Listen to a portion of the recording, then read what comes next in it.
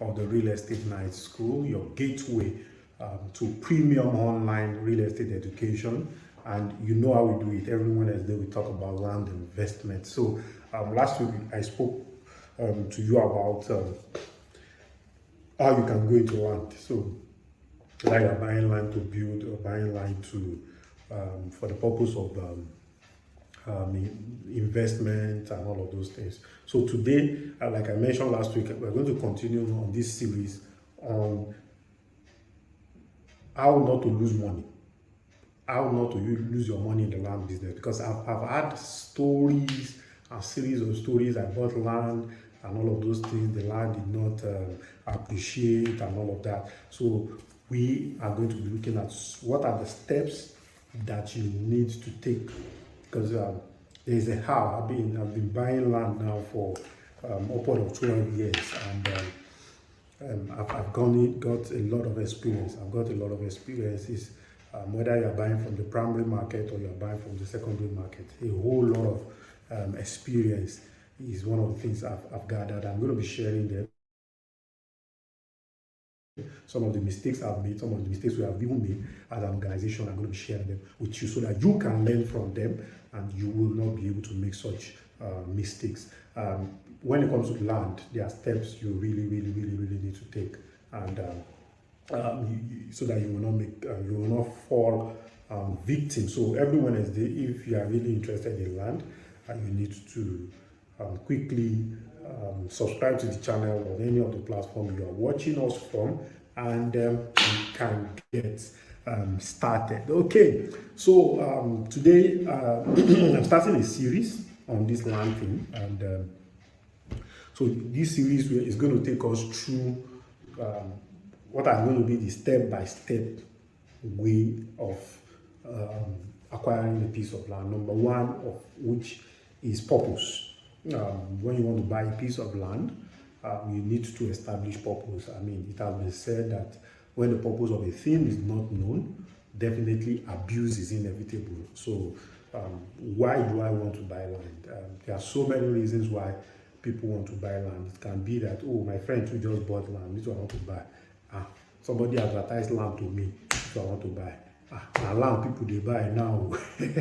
So don't any reason why you want to buy land or buy a piece of land is valid, basically. So you are right. For any reasons, you are right. So it can be different reasons. I mean, maybe you want to buy it for a store of values, because a lot of people take decision not because they are informed. A lot of people actually take decision because they are not informed, and they just follow the bandwagon event. Probably you have even bought land by following the bandwagon effect, and you're just wondering, oh, what have I bought? And how do you really want to come out of this? And you didn't set the purpose right and all of those things. So don't worry yourself. That's why this series is for you. Every Wednesday, just join in, and you will be able to look at things you should do, things you should have done, and things that you can do to be able to get out of that situation that you have found yourself in terms of land. Of course, you can chat me up too. There's a number scrolling on your screen right now, and you can find a way to bail you out. Okay, it's not funny, but that's just the reality. You can always find a way around it. So number one is purpose. You need to establish the purpose why you are doing what you are doing, so that there will not be an abuse. If you don't establish the purpose why you are buying a piece of land, you can buy wrongly. Yes, you can actually buy wrongly, because there are two important, in fact, one of the most important points in real estate, especially when it comes to land investment, is at the point of purchase. And if you don't buy right from the point of purchase, it can throw you off balance big time, and you can actually buy wrongly. It might sound like can somebody buy something wrongly, because in the course of this session today too, I'm going to be talking about the fact that land is going to, okay, maybe not today, maybe because of this series, land is a leveler too anyway. But you can actually buy wrongly from the point of purchase. So you need to dot all your I's and cross all your T's when it comes to you buying a piece of land. So how do I now determine the purpose? Because of those, like, okay, I don't know the purpose. People are buying land, we can buy land too now, and all of those things. Of course, there is all, especially looking at the terrain in Nigeria, the confinement of Nigeria. Probably you're buying land for the purpose of for the purpose of maybe you want to start a real estate company. This might not totally be for you. Yes, this might not totally be for you, but when it comes to those that are end users of this land, you are buying personally or corporately or whatever, but you are not buying for the purpose of you want to run an estate, you want to exercise and services. That's not the reason why you are buying, but this time around you are just buying just as an end user. So I'll run through how in a way you can actually determine your purpose, and hopefully if we can round up on that today. But if we can round up on that today, maybe next week we'll round up on the issue of purpose. So then after that we'll now look at what are the other things that you can equally do. How do you determine the purpose of why on why do you want to buy? Because that's the foundation. Purpose is very, very key. So your property can be can serve you for purpose of capital gain, and can serve you also for the purpose of cash flow. Your land, that land you want to buy, it can serve you for the purpose of capital gain. I just want to buy fence, do my documentation. I think I've mentioned that in one of the series. There are 3 things you do when you buy a piece of land. You do your documentation, you take possession, and you take occupation. So that's that. So it can be for the purpose of capital gain or for the purpose of cash flow. So for cash flow, after you've done those 3 things, what are you going to do with this land? So am I keeping this land for a long term? So there are a couple of questions you need to really ask yourself. And I'm going to, basically what I'm sharing today, I'm just going to guide you. The work is still with you, or if you need someone to run you through, of course, chat the number that is scrolling on your screen. We'll be able to run you through how you can answer some of these questions. So when buying a piece of land, if it's for capital gain or cash flow, there are factors that can help you determine your purpose. So there are factors that can help you determine. Number 1 is your knowledge. So how much do you know? Your depth and width of real estate is very important, because it will determine the location you are going to buy to. This issue of purpose is going to determine the location you are going to buy. Number 1, number 2 is your long-term goal. So number 1, I said, is your knowledge, your depth and width about real estate, and maybe other form of investment too. And these things are very important and critical too, because if you don't really know much about real estate, you just jump and buy anything that you want to buy. The land, they appreciate too. Somebody bought land 50,000 naira, and the land became 200,000 naira. That's the reason why I'm buying this land. No, it doesn't really work that way. You need some basic knowledge. So, and probably you carry all your children's school fees, the school fees you are going to pay in the next 3 months. You want to use it to buy land. Land is a long-term goal. Land is not liquid. So any fund that you have and that you are playing liquidity with, that you need it to be liquid, you cannot really put it into land. So all of these basic truths are very important. All these basic truths are very important. So knowledge is key. Your depth and width of knowledge, mindset that you need to carry to is very important. It's very important. So okay, am I buying because I want to build? And all of those questions need to really be answered. So probably some of the questions that you need to answer, we'll need to look at them. So what are the questions that you need to answer? We'll need to look at them. Possibly today, or maybe next week we'll look at that. in addressing this question of purpose. So your long-term goal and vision too. Your long-term goal and vision. So where am I now? Where am I going? And what type of investment is going to I need to make now? Because when it comes to investment, we are basically trading with time. We are basically trading with time, and we need to have this at the back of our mind.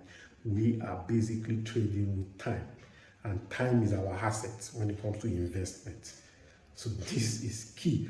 Time is our asset when it comes to investment. So whatever you are buying today now, you are probably trading with time over a period of time, over a period.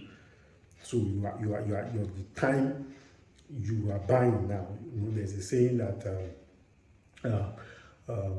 the best time to plant an Iroko tree is 20 years ago. The next best time is now. So whatever investment you have made 20 years ago is what you are reaping right now. You understand? Whatever investment you made when you were in 20s is what you reap when you are in your 30s. Whatever investment you make in your 30s is what you reap when you are in your 40s. Whatever investment you make in your 40s is what you reap cumulatively when you are in your 50s and your 60s. And that's basically when the way it works when it comes to investment, and land investment is not left out too. So your long-term goal and vision is very, very important. So if your long-term goal and your vision is so and so probably is your retirement plan, for instance. And I remember there's a well-known man, a media mogul in this country. He bought a land somewhere at Ayeto in Ibejuleki, and he sold the property last year, thereabout, depending on when you're watching this video anyway. Sold the property last year for 10 billion naira. So imagine if he has 10 of such. So if that 10 billion is going to take care of him for the next, let's say, 10 years, and the man is in his 60s anyway, so if he has 10, if he's selling 10, I mean, every 10 years or any 5 years. So basically, that's the way it works. Imagine even if he's selling it per plot, per annum. Let's say you have a property that you bought for 50,000 when you were still in your youth age, and now you are old. And probably you want to even be selling it 50-50 per plot, or 10 million, 20 million per plot. There are people that are doing it. We can help you to map out some of these things, and it's going to really help you in the long run. So it depends on your short-term and your long-term goals and vision anyway. So don't let me force you. Okay. So the next is your current status. Yeah.